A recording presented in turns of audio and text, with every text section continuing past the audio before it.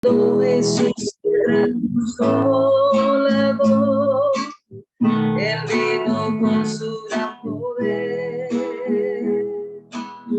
vencieron los creyentes del Señor, nació el pueblo de su amor, cristianos predicaban su verdad, hablando de la salvación. Testificaron por la libertad, creyeron en la redención. Ven, Santo Espíritu, ven sin tardar. Necesitamos de tu amor y tu gran poder. Ora en nosotros, guíanos hoy. Ven, Santo Espíritu,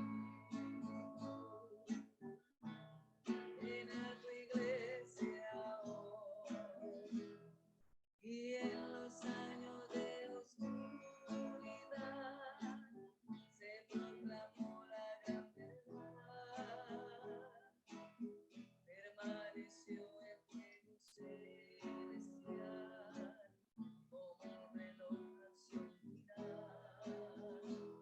Y por el mundo marcha un pueblo necesitado de tu amor. Rogamos para que nos limpies hoy y nos envíes tu poder. Ven, Santo Espíritu, ven sin tardar. Necesitamos de tu amor y tu gran poder. Ora en nosotros, guíanos hoy. Ven, Santo Espíritu, ven a tu iglesia hoy. Ora en nosotros, guíanos hoy. Ven, Santo Espíritu, ven a tu iglesia hoy. Ven a tu iglesia hoy. Ven a tu iglesia hoy. Ven a tu iglesia hoy. Amén.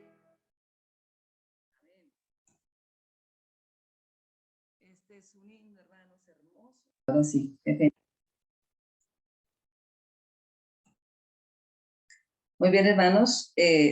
Seguimos adelante con esta travesía tan maravillosa que estamos realizando durante estos 50 días y creemos que el Señor está conduciendo a su pueblo. Nosotros somos parte de este pueblo que se prepara para la salvación y queremos, hermanos, tener la oportunidad de dar el mensaje del tercer ángel unido al primero y al segundo como el Señor lo requiere, el mensaje de los tres ángeles. Estábamos estudiando con el pastor en el día de ayer el mensaje del primer ángel y la iniciación del segundo. Y hoy vamos a continuar esa travesía por el libro El Gran Movimiento Adventista, que es el libro que estamos estudiando en estas semanas. Damos la bienvenida a los hermanos que se están conectando desde otros países, a nuestros hermanos colombianos, y esperamos, queridos hermanos, que todos podamos crecer en la fe y en el conocimiento de la palabra. Tenemos un trabajo grande por hacer, mucho trabajo para hacer y poco tiempo. Creo, hermanos, que estamos viviendo el momento más importante de la historia de este planeta. Y es una gran responsabilidad, tanto de parte de nosotros, ¿verdad? Como de parte de Dios hacia nosotros, porque sin el Espíritu Santo no haremos el trabajo, nosotros ya lo sabemos. Tenemos la necesidad, hermanos, de buscar al Señor cada día y en cada momento para poder realizar este trabajo tan maravilloso que el Señor nos ha encomendado. Hoy, hermanos, más que nunca antes, estoy segura de que el Señor ha traído un pueblo especial, que somos la Iglesia Adventista, para dar el mensaje de amonestación final al mundo. Ayer se hizo digamos así, un barrido, un tamizaje, un recorrido, ¿verdad? Por el mensaje del primero y segundo ángel. Y hoy nos vamos a concentrar en el mensaje del segundo. Nuestros hermanos pioneros tuvieron que sufrir mucho, bastante, con respecto al trabajo misionero que tenían que hacer y el poco tiempo, ¿verdad? También era el tiempo lo que les apremiaba, porque no tenían el tiempo suficiente, porque ya había una fecha determinada para ellos. Nosotros no tenemos fechas, realmente, pero sí tenemos eventos que nos dicen que ya el tiempo está cerca, que el tiempo de que el Señor Jesucristo termine en el santuario, el juicio investigador se está terminando, se está cerrando, y que aún nosotros no hemos sido salvos. Entonces, la premura es para nosotros y aún más para los que no conocen todavía estas verdades eternas. Entonces, nosotros tenemos que entender que si creemos en el Señor y si esperamos su venida, tenemos que manifestarlo en hechos, no solamente en el conocimiento, sino en el trabajo misionero. Los pioneros hicieron un trabajo tremendo, hermanos, un trabajo maratónico contra el tiempo, porque había una fecha establecida para la segunda venida de Cristo. Y no importaba cómo fuera la situación, ellos debían hacerlo. Aquí hay un cuadro encima de la presentación que no me debe leer, hermano Luis. Es el de la grabación. Le doy en el cuadro azul. Dice que un pueblo separado, elegido para recibir nuevas verdades y al surgimiento de un pueblo específico, bajo la proclamación del mensaje del segundo ángel. Un llamado a la cena y al clamor, según el capítulo 11 que estamos estudiando, ¿verdad? Revela claramente el propósito de Dios. Debían investigar verdades preciosas para los últimos días y ser proclamada una obra que no podría hacerse las iglesias nominales, ¿verdad? Y no podía hacerse con el credo atacándolos, más de lo que la iglesia apostólica habría podido realizar en cuanto a la proclamación del evangelio al mundo, mientras tuvieran una conexión con la secta judaica. Dios demandó una separación de allí y también demandó una separación de los creyentes en el adventismo, de los que procuraban mantenerlos en el círculo de sus credos. Es decir, en ese momento, hermanos, en la iglesia adventista, o sea, el movimiento adventista tuvo que separarse de las iglesias nominales, porque los credos que ellos tenían no les permitían la proclamación del mensaje verdadero. Ahora, hermanos, creemos que en este momento también vamos a mirar algunos ejemplos de lo que ocurrió en ese tiempo. Había un líder, un pastor, y él hizo 6 sermones, porque este es un ejemplo de lo que puede llegar a pasar en este tiempo. Es decir, ¿qué ha pasado? O sea, ¿qué pasó? Lo mismo que va a pasar, ¿verdad? ¿Qué es lo mismo que será? Según nosotros ya lo hemos estudiado. Entonces vamos a tomar el ejemplo pasado para mirar lo que puede ocurrir en el presente y en el futuro, y nosotros tener la tranquilidad de que el Señor dirige a su pueblo, y que si pasó en la antigüedad con nuestros pioneros, pues nosotros somos hijos de ellos, ¿cierto? Ellos son nuestros padres espirituales. Pronto después de la salida, notamos que la luz vino a los grupos adventistas sobre el tema del del castigo futuro. ¿Cuál fue la salida? Bueno, que estaban saliendo de las iglesias nominales a formar parte del gran movimiento adventista. Dice, como se plantea en el panfleto de 6 sermones del pastor George Storrs, asumiendo la posición de que el hombre por naturaleza es mortal, que los muertos están inconscientes entre la muerte y la resurrección, que el castigo final de los impíos será la extinción total y que la inmortalidad es un don de Dios a ser recibido solo por la fe en nuestro Señor Jesucristo. Miles de adventistas aceptaron esta doctrina de la naturaleza del hombre, pero no todos ellos. El rechazo de ella no trajo ninguna confusión entre ellos, ya que se consideraba esto un asunto solo de una creencia y no una prueba de integridad moral. De allí que no se rompió el esfuerzo unido, ¿cierto?, que estaban haciendo para hablar de la proximidad y la cercanía de Cristo. Sin embargo, tuvo el efecto de levantar la ira de las iglesias contra ella. Allí empezó una controversia bien especial, hermanos, bien importante de entender, porque los adventistas son tildados en ese momento de herejes. El pastor Storrs hace estos estudios, los manda, pues lo empiezan a escuchar los diferentes líderes de las iglesias y los empiezan a compartir con los hermanos, pero causa algunas divisiones. Esto es con respecto a la inmortalidad del alma, ¿verdad? El pastor estaba siendo guiado por el Espíritu, sin embargo, a lo que querían colocarle atención era al tema de la segunda venida. Por eso no lo tuvieron en cuenta, quizá con mayor énfasis, pero en una de las iglesias donde iba nuestro pastor Uborov, dice allí en el libro que uno de los ministros que escuchó los temas del pastor Storrs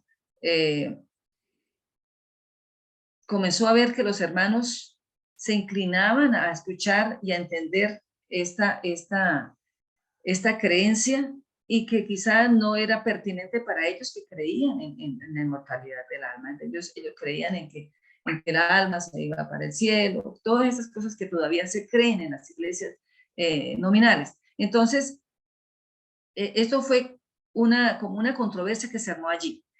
Y para él quitar esto, se levantó en el púlpito un día domingo, porque era el día del culto hasta ese momento, y dijo, bueno, yo pido perdón a la iglesia por haber permitido que se usara este púlpito para hablar de ciertas cosas que nosotros no venimos, digamos, predicando, y que en cierto momento pueden ser hasta mentiras o una herejía.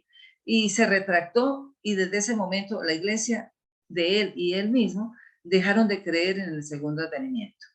Así pues hubo muchas otras presentaciones y personas que fueron detractores del mensaje del segundo advenimiento en ese momento. Los adventistas fueron tildados de herejes. Dice que varios fueron excluidos de las iglesias porque sus acciones no estaban en armonía con la disciplina. Y muchos otros reiteraron, bueno, la disciplina de ellos era que no se tenía que hablar de esto o de aquello, esa era la disciplina de ellos. Dice que reiteraron la causa de exclusión de los miembros, pero no pudieron demostrarlo con las escrituras, así que dijeron, bueno, no se ajusta a nuestra creencia que tenemos aquí en la iglesia. De este modo, la doctrina del advenimiento fue eliminada siempre de la iglesia, donde centenares habían encontrado al Salvador y se habían alegrado en Dios. Que el diablo siempre hace su trabajo, ¿verdad? Divide y reinará, ¿no? Ese es el trabajo del diablo. Y en ese momento, la iglesia, el movimiento adventista fue atacado por las iglesias del gran grueso de las iglesias nominales. Ahora, los que fueron tratados de este modo por sus anteriores hermanos, encontraron mucho consuelo en las palabras del profeta Isaías, donde dice, oíd palabra de Jehová, vosotros los que también tembláis a su palabra, vuestros hermanos que os aborrecen, y os acechan fueron por causa de mi nombre. Dijeron, Jehová se ha glorificado, pero él se mostrará para alegría vuestra, y ellos serán conducidos. Allí está los hermanos tomando la palabra para poderse alentar los unos a los otros, ¿verdad? Esto es un ejemplo maravilloso, hermanos, de cómo nosotros a través de la dificultad vamos a ser tildados como disidentes, quizá como herejes, como detractores de las verdades, cuando empecemos nosotros a hablar, hermanos, del santuario, por ejemplo, que mucha parte de los hermanos evangélicos no entienden, y vamos a empezar a difundirlo, y entonces el ataque va a ser, como dijo el pastor ayer, de adentro y de afuera. De adentro de los hermanos no consagrados, no unidos a la misión, porque no tienen visión. Entonces, si no tienen visión, hermanos, pues vamos a estar en tremendo problema, ¿verdad? Porque la visión no nos deja hacer la misión. La ira de los impíos no se hizo esperar, hermanos, ¿sí? Allí en el libro dice que nuestros hermanos sufrieron la ira de aquellas personas. Mejor dicho, el diablo los tomó, ¿cierto? Como en la antigüedad hacia los apóstoles, la persecución apostólica. Así pasó también con nuestros hermanos pioneros. Se muestra la ira de los impíos al acercarse el día en que se esperaba al Señor. Los creyentes se volvieron más fervientes en sus labores, y los impíos se enfurecían y se burlaban más implacablemente, como se verán las siguientes declaraciones hechas por un periódico adventista. Allí, en el 31 de octubre, el periódico empezó a hablar acerca de todo lo que había ocurrido, ¿verdad?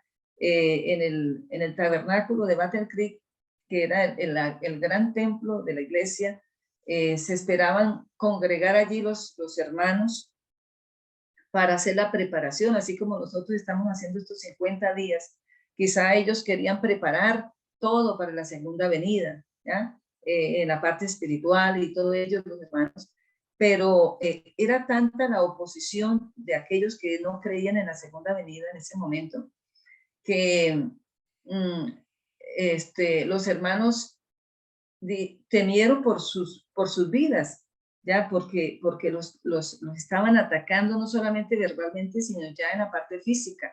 Entonces decidieron por prudencia cada uno estar en sus casas y solamente permitirle al Señor que hacía el aseo de la iglesia, que estuviera allí haciendo el aseo, pero la turba enfurecida dice que quisieron entrar y dañar y destruir el lugar. Entonces no fue fácil para nuestros pioneros llegar a ese día, al 22 de octubre.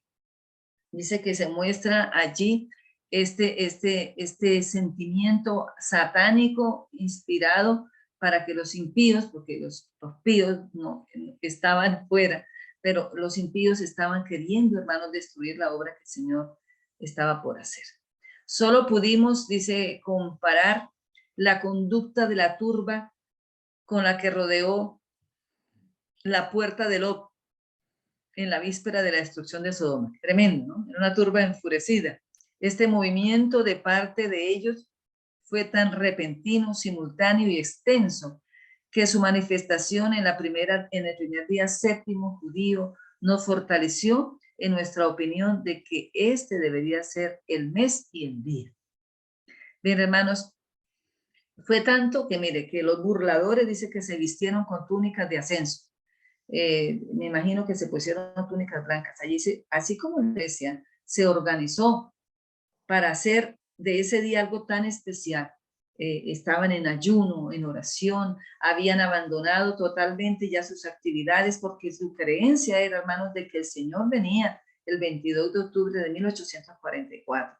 Habían ordenado su casa, le habían pedido perdón a sus hijos, habían hablado con sus amigos, con sus relacionados, con toda su familia, les habían amonestado y muchos se volvieron de sus malos caminos, se arrepintieron y también llegaron al convencimiento de que el Señor venía en esa fecha.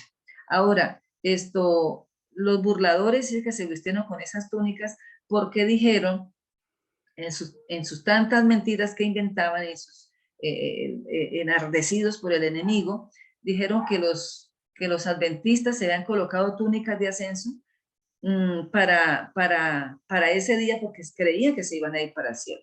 Pues eso era mentira, ¿verdad? Sabemos que eso era mentira.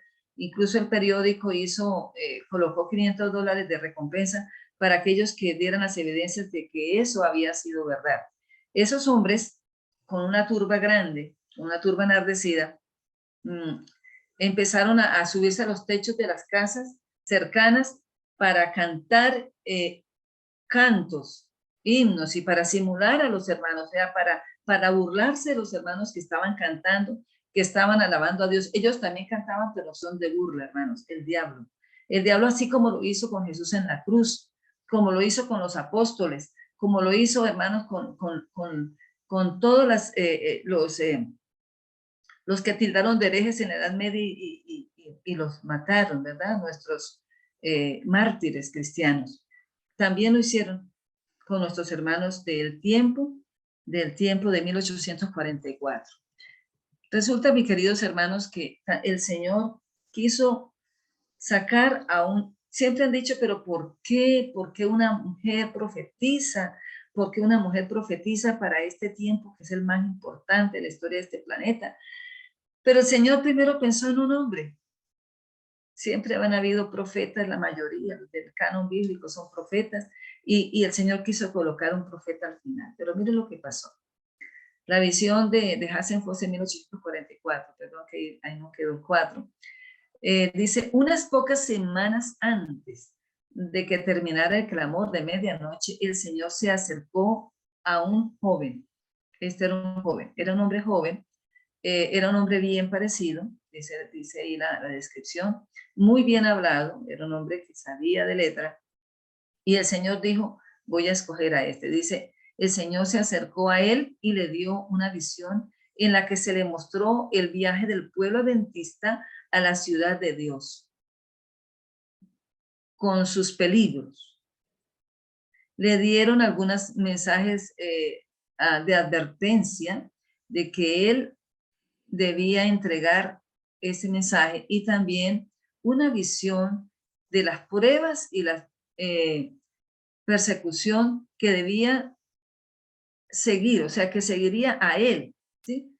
Y las consecuencias de ser fiel en contra de lo que se le había mostrado él y el señor Foy, que también William Foy también le fue mostrada la misma visión. Se le mostró los 3 escalones o las 3 plataformas por medio de las cuales el pueblo de Dios entraría plenamente en el sendero de la Santa Ciudad. Como era un firme creyente en el adventismo, en la segunda venida del Señor, en unos pocos días más de que el Señor le mostrara, vendría Jesús, el gran movimiento adventista de la visión relacionada con las 3 plataformas hasta el sendero le resultaba inexplicable. O sea, él decía, pero ¿por qué? O sea, por eso de pronto Hasselhoff le pareció increíble lo que el Señor le estaba mostrando porque no tenía nada que ver con aquello que ellos estaban esperando. Es decir, si había una plataforma, si había 3 plataformas, si había un sendero donde el pueblo iba a llegar a la Nueva Jerusalén, él decía, pero ¿por qué me está mostrando esto que no tiene nada que ver? Entonces, él, por su orgullo, dice aquí, que por su espíritu orgulloso, por su naturaleza de orgullo, rehusó la cruz y se negó a relatar la visión. ¿Ya? Hermanitos, allí cuando este hombre y William Foy también se rehúsan a ser los mensajeros de Dios, entonces nos dice el relato que el Señor por 2 veces, por 3 veces, la segunda vez vuelve y le muestra la visión, él se rehúsa a darla y por la tercera vez el Señor le dice, bueno, usted se ha rehusado a dar mi mensaje, entonces ahora yo voy a colocar ese mensaje en la voz de una débil entre las débiles, de un débil entre los débiles. ¿Ya? Porque la mensajera que fue escogida, que fue la señora de White, era una mujer enferma. Ustedes conocen la historia de Elena de White. Era una joven enfermiza y Dios la escoge a ella porque ve en ella un vaso útil para su obra. Y así fue, ¿verdad? Con todo lo que Elena de White tuvo que padecer, ella fue la escogida por el Señor, pero porque William Foy y Hazen Foss, que fueron los primeros que Dios escoge, aquí estamos hablando de Hazen Foss realmente, ellos, el Señor los escoge, pero ellos deniegan esa responsabilidad. Nos dice el libro, que ustedes lo están leyendo, que Hazen Foss, después de que le dan la tercera visión al Señor y le dice que le va a ser quitado el don de profecía a él y se lo dará a otra persona más débil, entonces él decide hablar porque le da miedo. Él dice, bueno, yo finalmente tengo que hacerlo, tengo que decir la visión. Y se reúne una gran cantidad de personas a escucharlo. Él se levanta y da su experiencia personal de cómo el Señor por 3 veces consecutivas le habla y le dice lo último que le estoy diciendo, de que le va a ser quitado el don profético. Entonces él se levanta y dice, ahora voy a decir la visión. Se queda allí como una estatua, pero no se le viene nada a la mente porque se le olvida totalmente la visión. Entonces es cuando él entiende y él empieza a frotarse las manos, le da una gran angustia y desde ese momento Hazen Foss pierde la fe. El Espíritu Santo no lo volvió a acompañar nunca más, hermanos, y dice que él muere en 1893, muere por enfermedad mental, porque fue tanto la conmoción, hermanos, que entró en tremenda depresión y no se pudo levantar de ahí. Quizá lo hubiera podido hacerlo, ¿verdad? Hubiera podido decir, Señor, perdóname, yo no era la persona, etcétera, pero él decidió meterle mente a la cuestión y allí, hermanos, quedó mal. Eso es otra parte de las que de pronto los detractores del adventismo se basan, ¿no? Es que el que se mete a pensar tanto, mire, se vuelve loco, así como le pasó a Hazen Foss. Allí entonces, hermanos, se produce el gran chasco, el denominado gran chasco, ¿verdad? Que es un zarandeo igual, un gran chasco que produce un zarandeo grande en el pueblo de Dios. Las horas pasaron lentamente cuando ocurrió esto. Aquí los hermanos estaban felices, cantando, no importaba que los detractores estaban allá afuera gritando, cantando cosas para burlarse de ellos. Ellos no les importaba nada de ellos, ellos estaban felices y dice que las horas pasaron lentamente y cuando al fin el sol se hundió tras el horizonte occidental, el 10º día del 7º mes judío se terminó. Las sombras de la noche una vez más aparecieron sobre manto sobre el mundo, empezó a salir, pero con la oscuridad vino un golpe de tristeza en los corazones de los creyentes en el advenimiento, de tal tipo que solo encuentra un paralelo en la tristeza que los discípulos de nuestro Señor sintieron cuando solemnemente reconocieron el camino a casa en la noche que siguió a la crucifixión. Ellos estaban tan tristes, hermanos, y esto fue lo mismo que les pasó a nuestros pioneros, ¿cierto? Ellos sepultaron aquel día todas sus esperanzas, así como los pioneros lo hicieron, sepultaron sus esperanzas y estaban allí en esto, pero sabemos que el Señor no se iba a quedar con esto. Vamos a leer, hermanos, ahora algo maravilloso que se encuentra en el libro Primeros Escritos. La página en mi libro está en la página 237 y el capítulo es el mensaje del segundo ángel. Si lo tenemos allí, hermanos, lo podemos abrir para leerlo.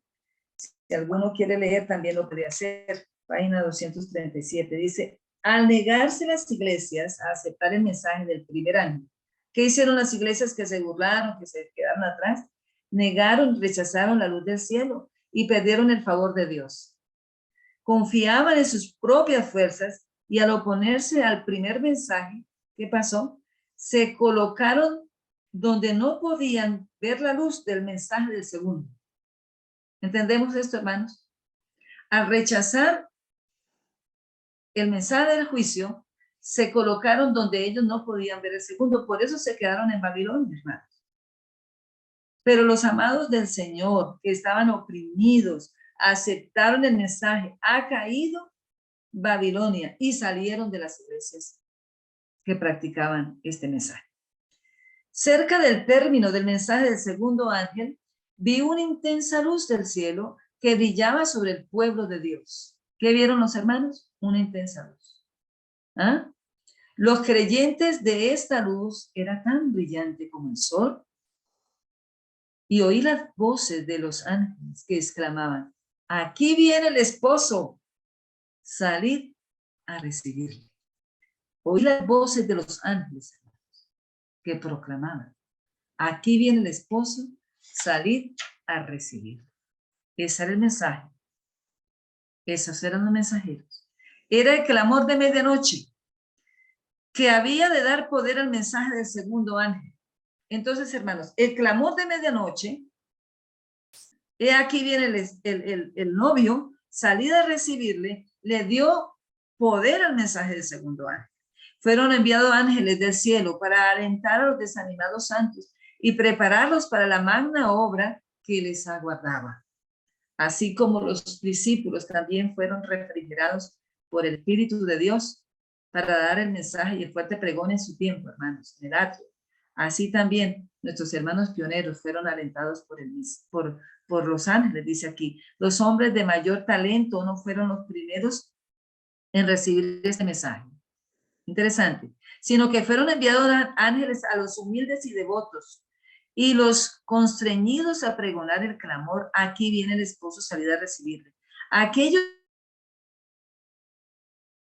esta proclamación, se apresuraron y con el poder del Espíritu Santo publicaron el mensaje y despertaron a sus desalentados hermanos. Recordemos que iban los hermanos allí desalentados por el mensaje, ¿verdad? Nuestros pioneros. Cuando el Señor les muestra el cielo abierto y pasando al lugar santísimo, entonces ellos entienden que la cuestión era estudiar el libro de Hebreos, y en el libro de Hebreos dice que hay un santuario en el cielo, y entendieron, y se fueron alentados los que estaban desalentados. Esta obra no se fundaba en la sabiduría y la erudición del hombre, hermanos, sino en el poder de Dios. Qué lindo, ¿verdad? Que el mensaje de Dios no se basa en los eruditos, se basa en el poder de Él. Y sus santos que escucharon el clamor no pudieron resistirle. Los primeros en recibir este mensaje fueron los más espirituales. Oigan, hermanos, si nosotros estamos buscando al Señor, queremos ser los más espirituales. No pretendamos ser los más espirituales, queremos serlos, ¿verdad? Porque sabemos que el mensaje del tercer ángel va a venir a ser proclamado por los más espirituales, los que busquemos al Señor con temor y temblor, así como lo hicieron los pioneros. La obra, dice aquí, los primeros en recibir este mensaje fueron los más espirituales y los que en un principio habían dirigido la obra. Fueron los últimos en recibir, oígame, y ayudar a que resonara más potente el pregón. Aquí viene, dice aquí el esposo, salid a recibirle. En todas partes del país fue proyectada esa luz sobre el mensaje del segundo ángel, y el anuncio enterneció el corazón de millares de personas.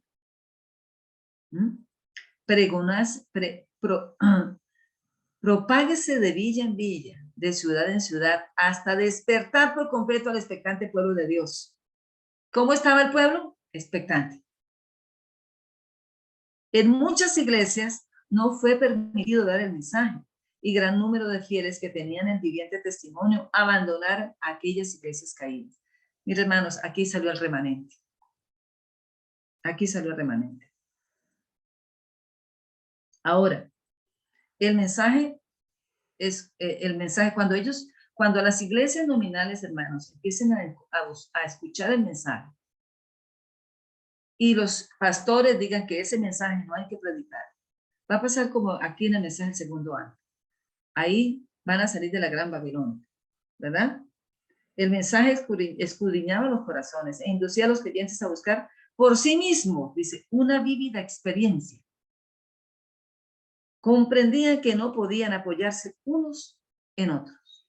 Siempre hemos dicho, hermanos, en este grupo, que lo que se diga aquí solamente es sembrar el granito de la semilla para que ustedes, hermanos, la hagan germinar.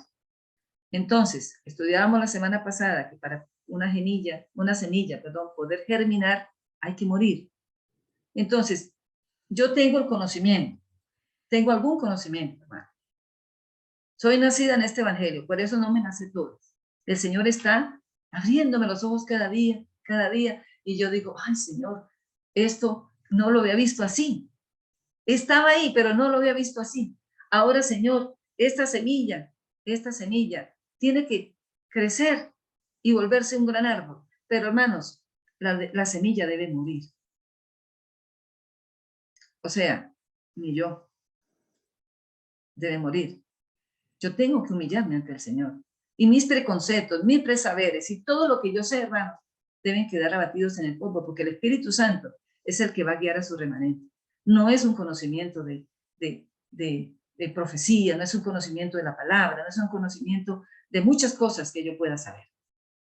Es el Espíritu Santo el que debe guiar al pueblo, así como lo hizo en la antigüedad, ¿verdad? Los santos esperaban anhelosamente a su Señor, con ayunos, miren, vigilias y casi continuas oraciones. Es decir, una vida especial, hermanos, una vivencia real con el Señor.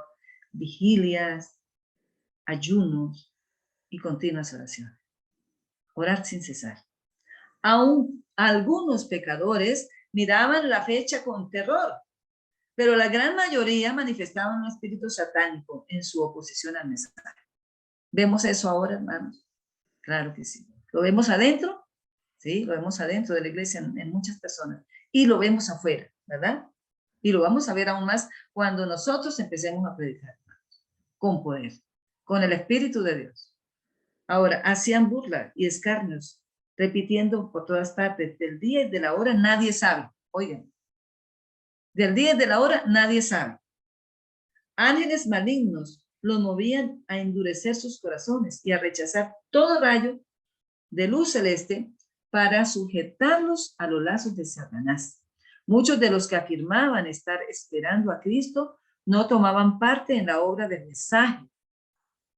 La gloria de Dios que habían presenciado, la humildad y la profunda devoción de los que esperaban y el peso abrumador de las pruebas los movían a declarar que aceptaban la verdad, pero no se habían convertido ni estaban apercibidos para la venida del Señor.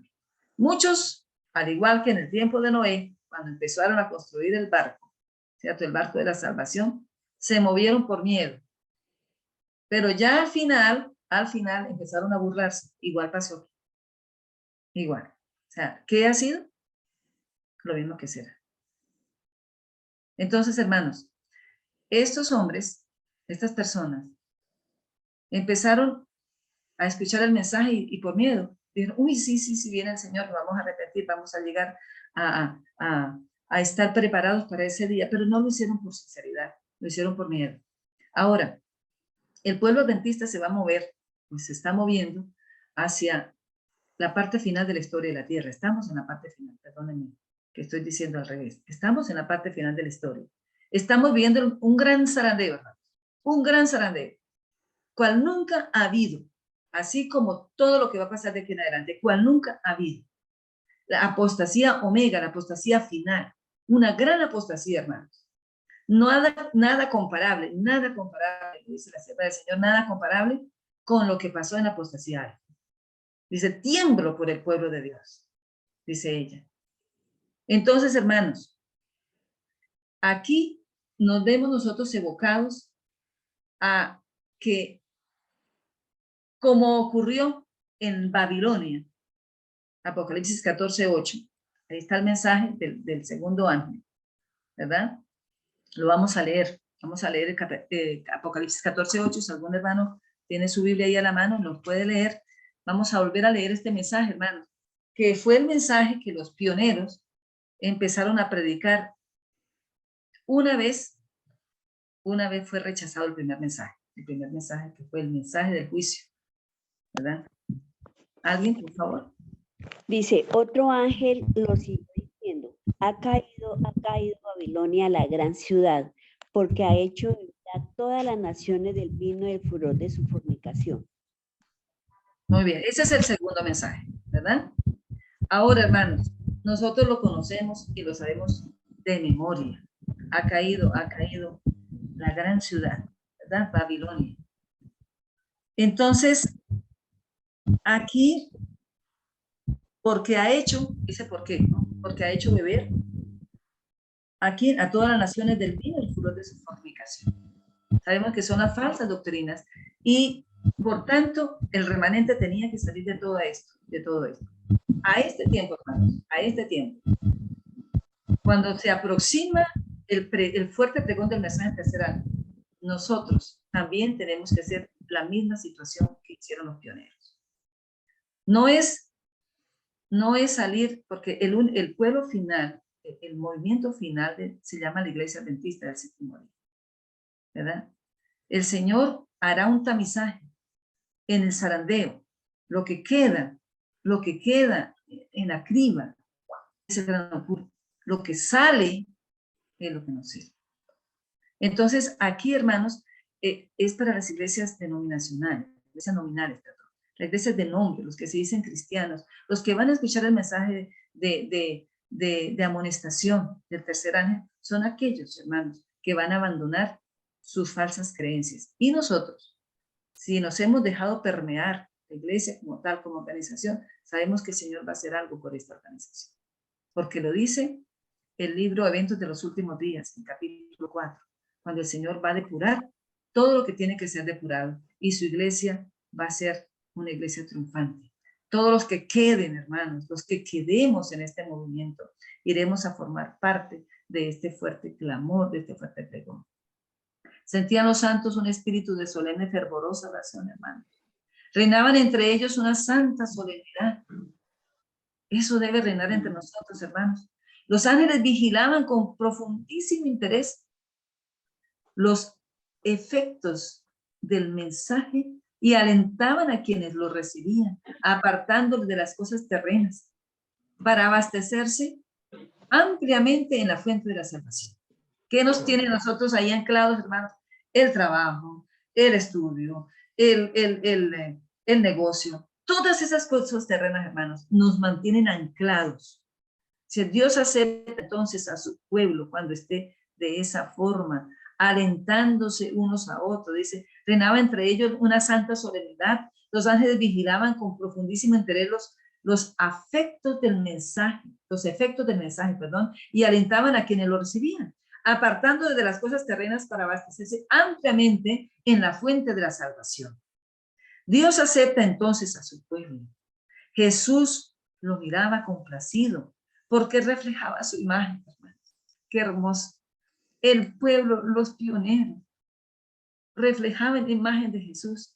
Habían hecho un completo sacrificio, una entera consagración y esperaban ser transmutados en inmortalidad. Pero estaban destinados a un nuevo triste desengaño. ¿Estaban los hermanos preparados? Claro que sí, hermanos. Que hubiera venido el Señor, ya estaban listos para ir al cielo.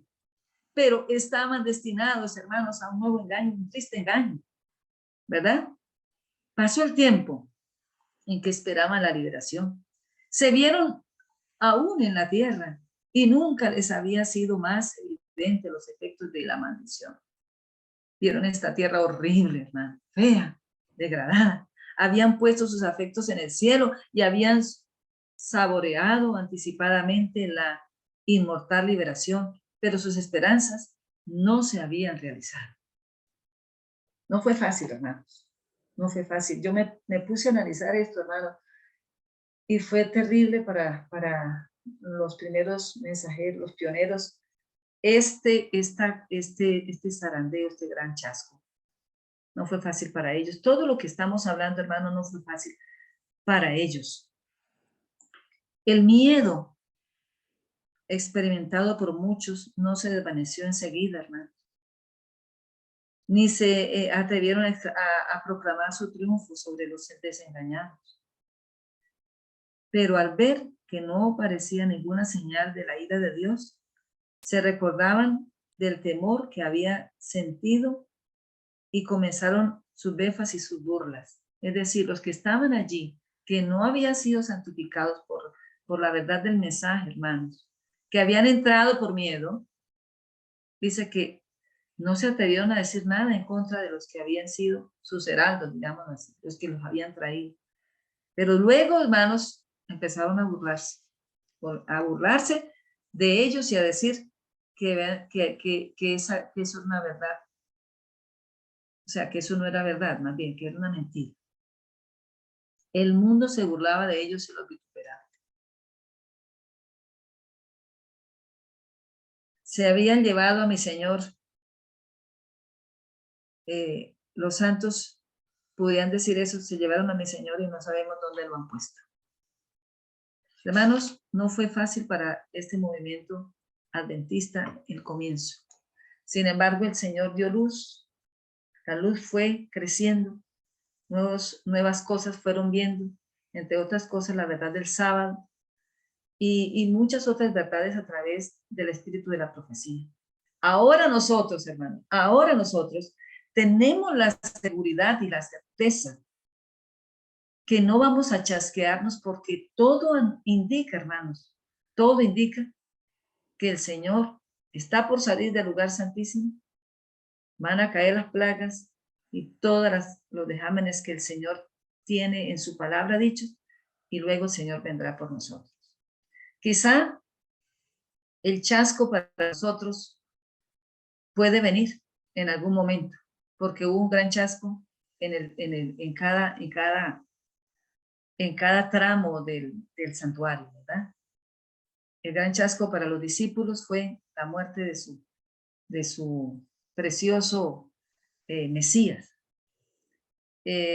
Para los pioneros en el lugar santo fue el gran chasco de 1844.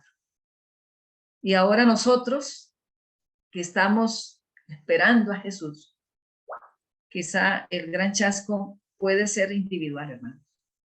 Que nosotros quedemos fuera del santuario porque no nos hemos preparado para recibir al esposo. Y es para nosotros, hermanos, el reto en este momento, en esta hora. Ya nuestros pioneros, hermanos, tuvieron su tiempo para hacer su trabajo. El Señor los puso ahí para ello.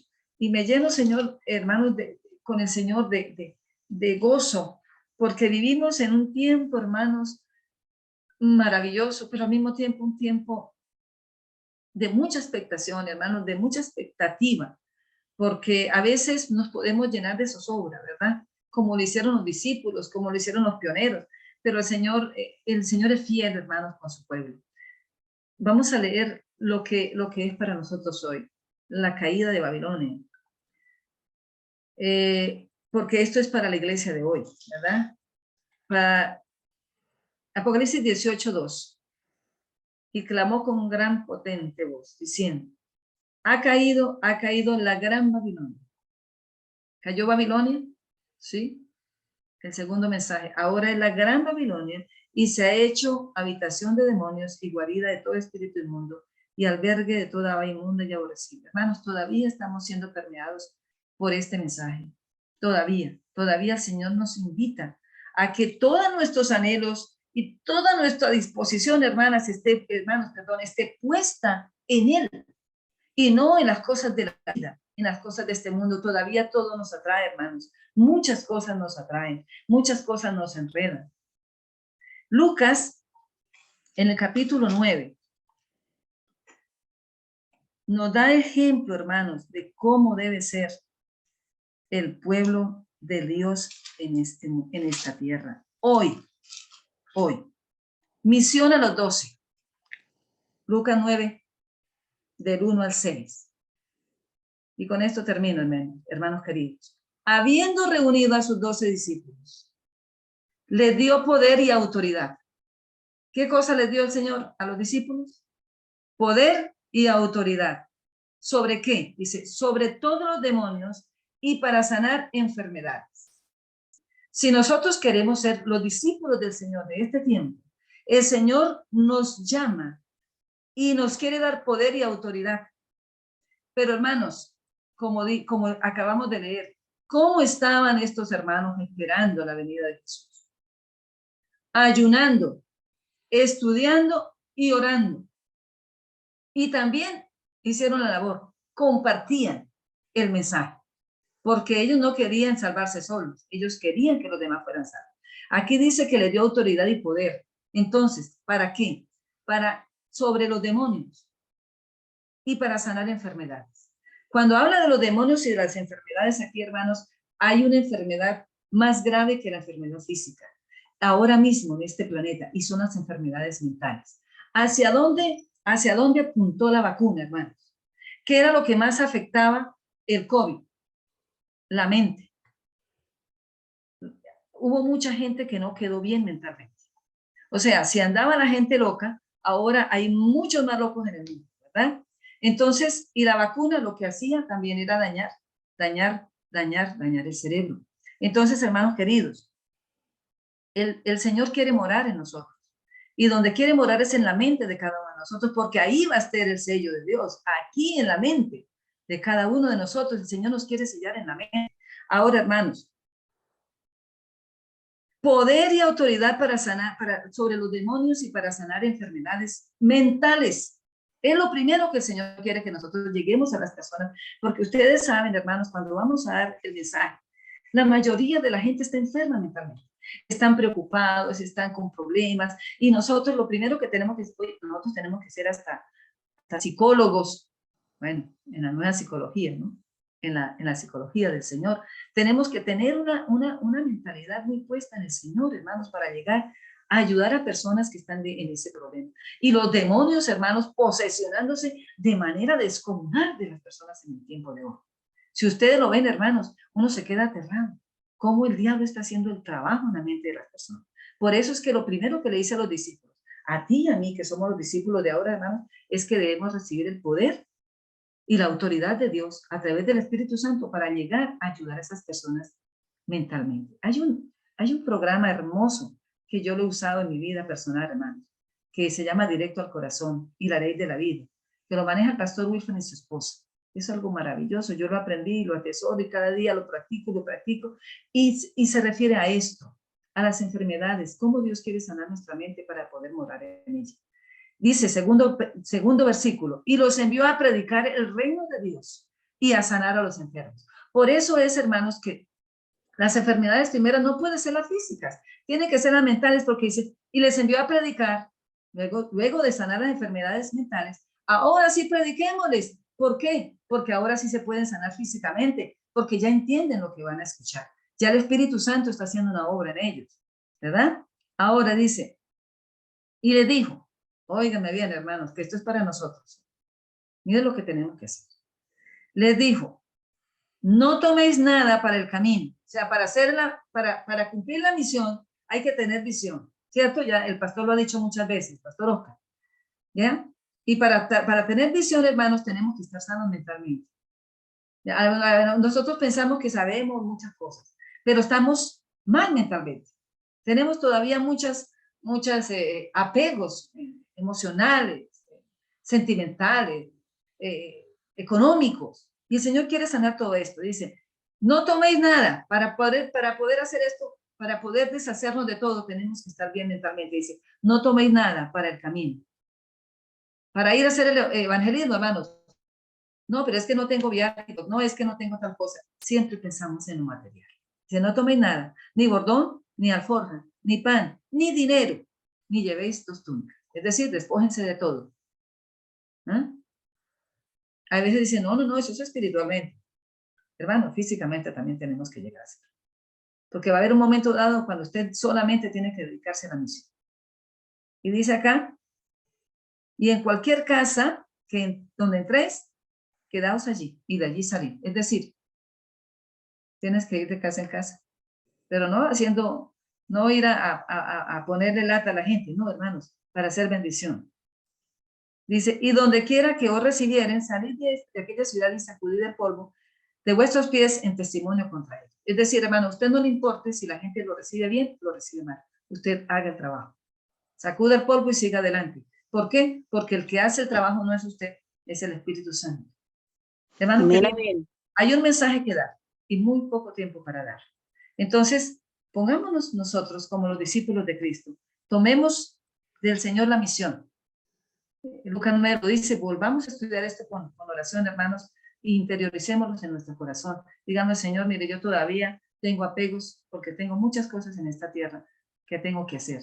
Como dijo el joven rico, cuando el Señor lo llamó y él le dijo, despréndete de todo y dalo a los pobres. Y entonces él se fue triste.